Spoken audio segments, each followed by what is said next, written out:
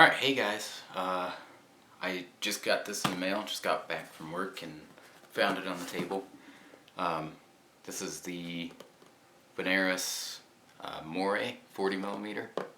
I actually got this in a trade from Steve himself. I traded a Sin 556 for this watch. Alright, well, let's go ahead and get to unboxing.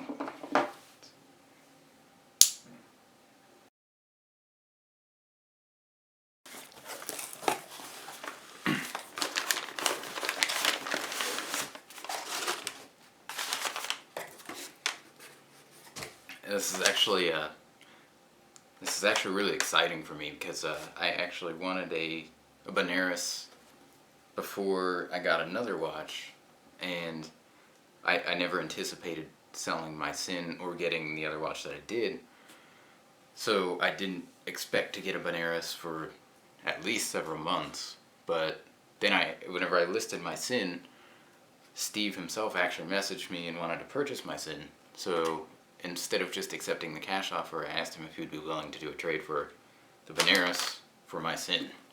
And so I think that actually makes it really more exciting, just knowing that I was personally involved with him in trading him for this watch.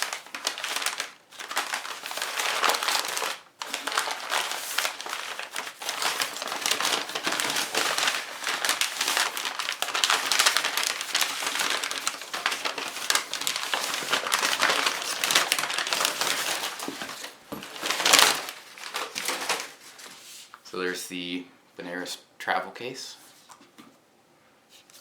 It smells good. I don't know. I think it's faux leather. I don't expect it to be real leather, but it smells good either way.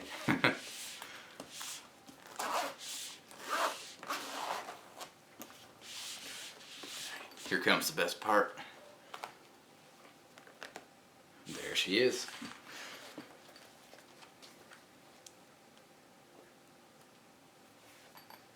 It's actually a really nice case. I have something similar to it, but instead of having just two slots for watches, it has four, two on this side and then two on this side. But this is actually kind of cool because they give you a little extra room for straps and spring bar tools and all that to travel with, which is good because I always end up bringing a bunch of straps whenever I go out of town. Speaking of straps, here's the natural rubber strap that comes with the Moray.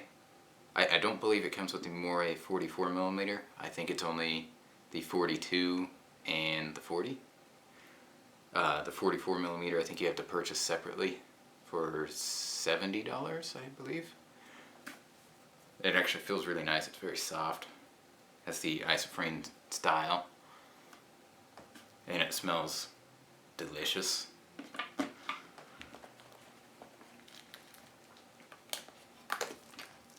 If you couldn't tell, I'm really into smelling things, especially new things. There's nothing like the smell of new leather or a new rubber strap.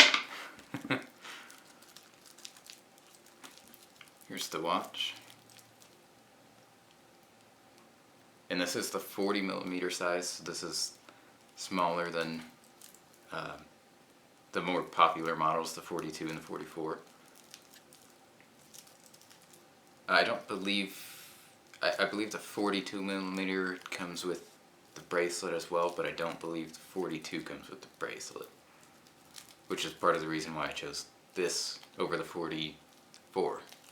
I didn't choose the 44 or the 42mm because the bezel was black, and I didn't like that. I really wanted the metal bezel because I thought it gave it a nice toolish look. Alright, let's go ahead and take the plastic off.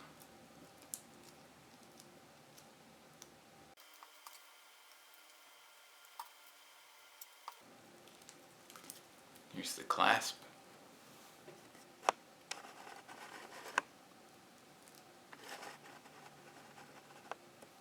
I don't know if I can get that to focus or not, but it just has a little engraving that says Benarus. This is just a fold-over clasp. It doesn't have a diver's extension or anything, and it's just pressure fit. It doesn't have any buttons or anything fancy.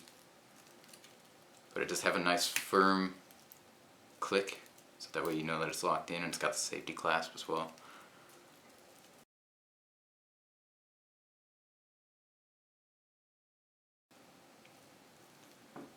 There's the case unwrapped.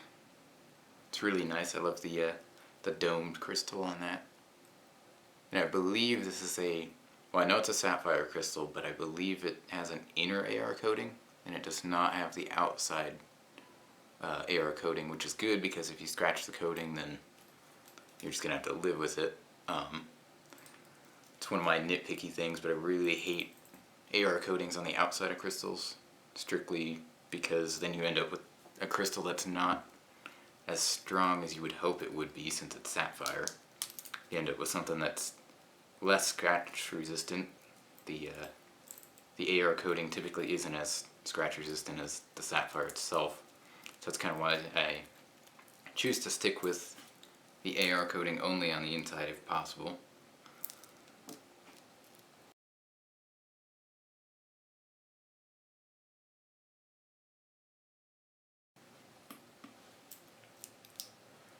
Alright, so here's the watch completely unwrapped, with the exception of the case back plastic, which for whatever reason I like to leave it on.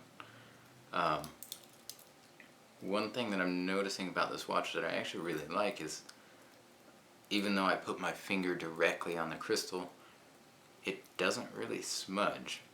I really like that, because on a lot of watches, for example, my Breitling, if I put my finger on it, it leaves a nice smudge, and I have to go get a microfiber cloth and polish it out.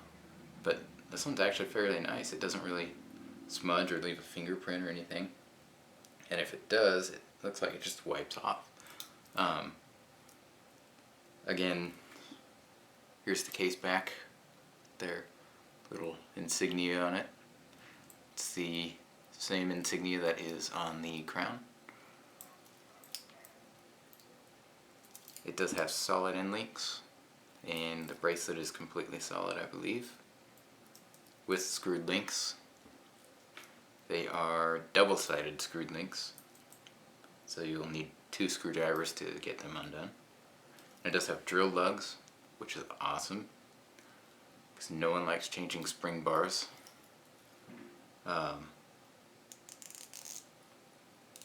Bezel's really nice and firm. There's no play in it. Looks like it's lined up pretty accurately.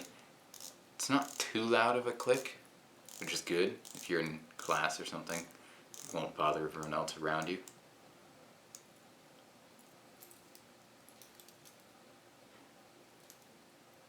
But yeah, I think that's all. I'm going to go ahead and go size it, and then I'll show it to you on my wrist. Alright, I just sized the watch. It's actually really easy to do. Couple things I'd like to note is they are double-sided, so you have a small screw and a long shaft screw. So make sure that you don't lose the small screw. And if you don't have small fingers like I do, putting the small screw back in can be a little bit tough, but just take your time. And when you're taking the screws out for the long screw, you might need the shaft end of a spring bar tool or a needle to kind of poke the long tube out. But overall it was pretty easy. I think it looks pretty good.